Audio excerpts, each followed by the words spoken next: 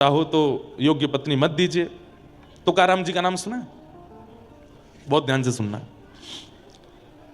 श्री तुकाराम जी महाराज, उनकी पत्नी जो थी वो अनुकूल नहीं थी, प्रतिकूल थी, बहुत चिल्लाती थी। अच्छा, उनका पूरा चरित्र पढ़ने में आता है कि उनके भी ऊपर भगवान की बड़ी कृपा।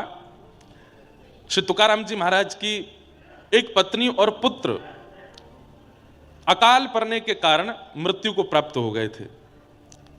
तब तुकाराम जी की एक और कन्या के साथ में फिर दूसरा विवाह हुआ, और जब दूसरा विवाह जिस कन्या से हुआ वो बड़ी तेज थी। वो उनको भजन करने में विक्षेप डालना, उसको सत्संग भजन सेवा इन सब में रुचि नहीं थी बिल्कुल भी। वो पूरे दिन लड़ती झगड़ती रहती थी तुकाराम जी से। तो तुकाराम जी अपने गांव के बाहर एक पहाड़ सा था, उसके ऊपर बैठ के भजन करते थे पूरे दिन, और शाम को जाते थे। गृहस्थ आश्रम का त्याग नहीं किया अपने, भैया जो हमारे पूर्व जन्म के कर्मों से मिला है इस जन्म में वो तो भोगना ही है।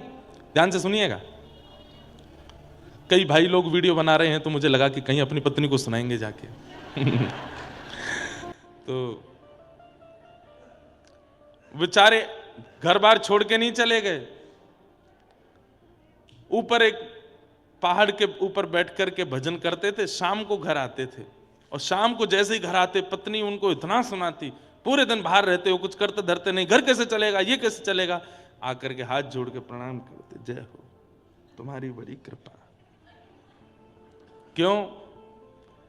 जिस संसार में व्यक्ति इतना फंस जाता है, इतना फंस जाता है कि फिर छोड़ ही नहीं पाता उस संसार को, उस घर को, उस परिवार को। तुम्हारे आने के कारण मेरा घर छूट गया, तुम्हारे आने के कारण मेरा घर में मन नहीं लगता, मेरा संसार अपने आप छूट रहा है। तुम ऐसे ही गुस्सा किया करो रोज, तुम्हारे कारण मेरे चित्त में जो आसक्ति है संसार के प्रति वो निकलती। बोलते नहीं थे, मन ही मन सोचते थे बोलेंगे तो पिटाई हो जाएगी, कुछ नहीं बोलते थे। तो गांव में सबको पता था कि इनकी पत्नी अनुकूल नहीं है बिल्कुल भी। एक गांव का बालक था, वो भी सत्संग करता था, तो उसके मन में भी विरक्ति आ गई। उसने अपने घर वालों से कह दिया मैं ब्याह नहीं करूंगा, बिल्कुल 1 से लाख तक नहीं करूंगा। घर वालों ने कहा करना तो पड़ेगा। तो फिर उसने कह दिया एक शर्त पे। बोले क्या? तुकाराम जी से बुलवा दो, अगर ये कह देंगे कि ब्याह कर लो तो मैं कर लूंगा। उसे लगा कि भाई दूध का जला छाछ भी फूंक फूंक के पीता है, तुकाराम जी खुद इतना सह रहे हैं, वो दूसरे को क्यों सहने के लिए डालेंगे।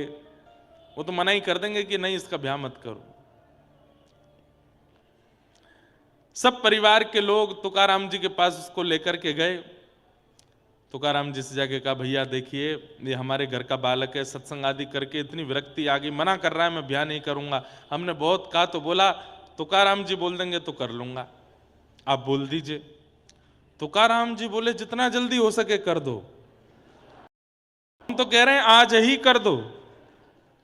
घर वाले तो नाचने लगे, बोले अब तू बेटा फंस गया। अब तो देख दिया, इन्होंने भी कह दिया। घर वाले तो वहां से चले गए व्यवस्था करने। वो एकांत में जब रह गया तो रोते रोते बोला नाथ, जब आप स्वयं इतना सह रहे हैं, आपका खुद का वैवाहिक जीवन इतना बड़ा जो है खतरनाक रूप ले चुका है, आपको मना करना चाहिए था। ये तो बहुत बड़ा अपराध किया आपने। जब आप जानते हैं कि ये सब कुछ होना निश्चित है मेरे साथ भी, तब आपने क्यों कह दिया मेरे घर वालों से कि ब्याह कर लो? कहीं मेरी पत्नी आपकी पत्नी की तरह आ गई तो? तुकाराम जी ने इतना सुंदर उत्तर दिया। तुकाराम जी बोले देखो अनुकूल पत्नी आ गई तो कहने ही क्या, जैसे तुम चाहते हो वैसी पत्नी आ गई तो दोनों मिलकर भजन करना। और कहीं प्रतिकूल पत्नी आ गई तो एक गांव में 2 तुकाराम हो जाएंगे, मैं भी हूं तू भी है। भाई तुकाराम, मैं तुकाराम कैसे बना?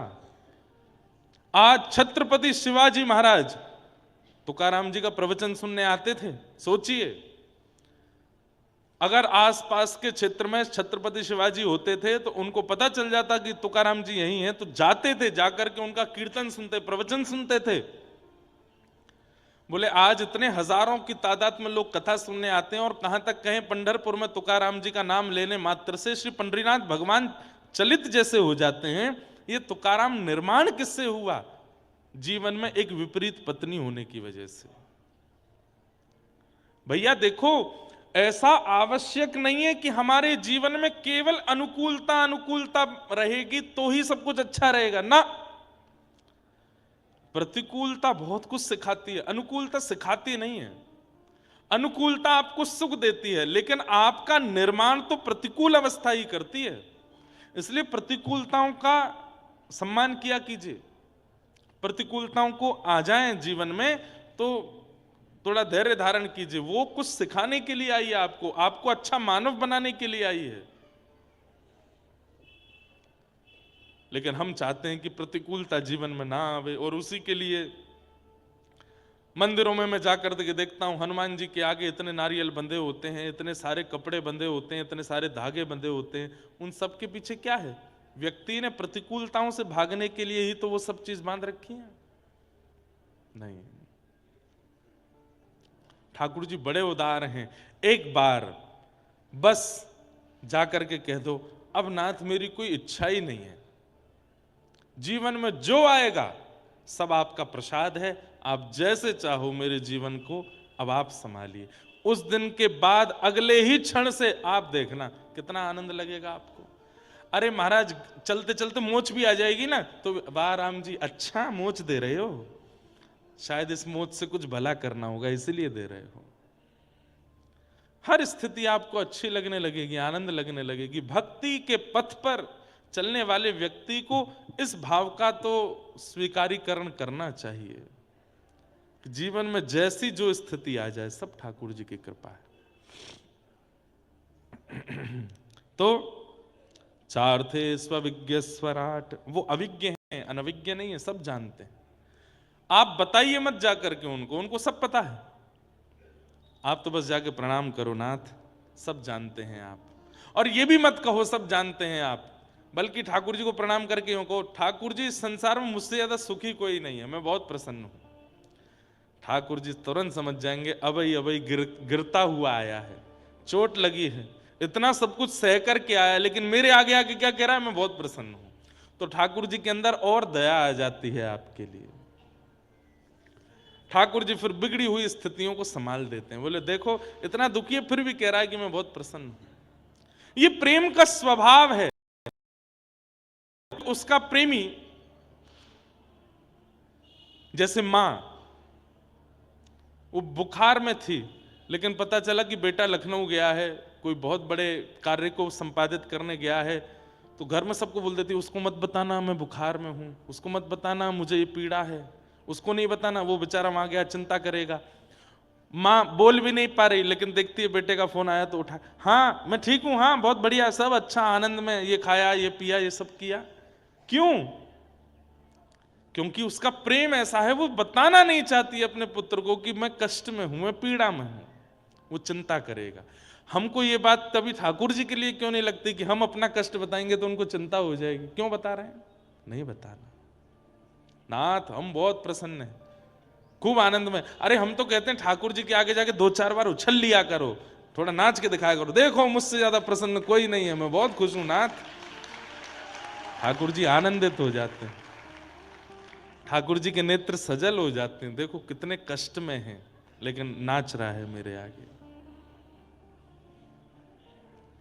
सूरदास जी नेत्र नहीं है, लेकिन हर दिन हंसते हुए जाते हैं और ठाकुर जी के आगे जाकर के बड़े नाच करके, नाथ मुझसे ज्यादा सुखी कोई नहीं संसार में, मुझसे ज्यादा प्रसन्न कोई नहीं संसार में। तो ठाकुर जी स्वयं तो कभी कभी नहीं बोलते थे, पर किसी के द्वारा अपने मन की बात ठाकुर जी सूरदास जी से बुलवाते, उत्तर देखूं क्या बोलेगा। तो किसी ने जाके बोल दिया, सूरदास जी तुम्हारे नेत्र नहीं, भगवान ने तुमको नेत्र नहीं दिए, फिर भी तुम ठाकुर जी के आगे आकर के कहते हो तुम बहुत प्रसन्न हो। अरे भैया कैसी बात कर रहे हो तुम, ठाकुर जी ने मुझे नेत्र ना देकर के बहुत बड़ी कृपा की है। बोले क्यों? बोले भैया अगर सामने गड्ढा आ जाए तो नेत्र वाले की जिम्मेवारी बन जाती कि गड्ढा देख के संभल के चले, पर मेरे तो नेत्र ही नहीं है, क्योंकि मेरी जिम्मेवारी मुझ पे नहीं ठाकुर जी ने ले रखी है कि तो मैं बचाऊंगा। आप अगर कोई अपराध करते हैं तो आप पर ठाकुर जी उंगली उठा सकते हैं, तेरे पास हाथ थे, पैर थे, आंख थी, बुद्धि थी, सब कुछ था, फिर भी तूने अपराध किया। अरे भाई, कोई अपराध करने वाला व्यक्ति कह दे मुझ पर तो ये था ही नहीं, मेरे पास तो ये सामग्री नहीं थी, इसलिए मुझसे हो गया, तब ठाकुर जी मान लेते, हाँ भाई तेरे पास तो था ही नहीं, तुझसे हो गया, तो उसमें क्या कहें। उसकी जिम्मेवारी तो ठाकुर जी धारण करते हैं। तो वो अविज्ञ हैं, अनविज्ञ नहीं हैं। तेने ब्रह्म हृदय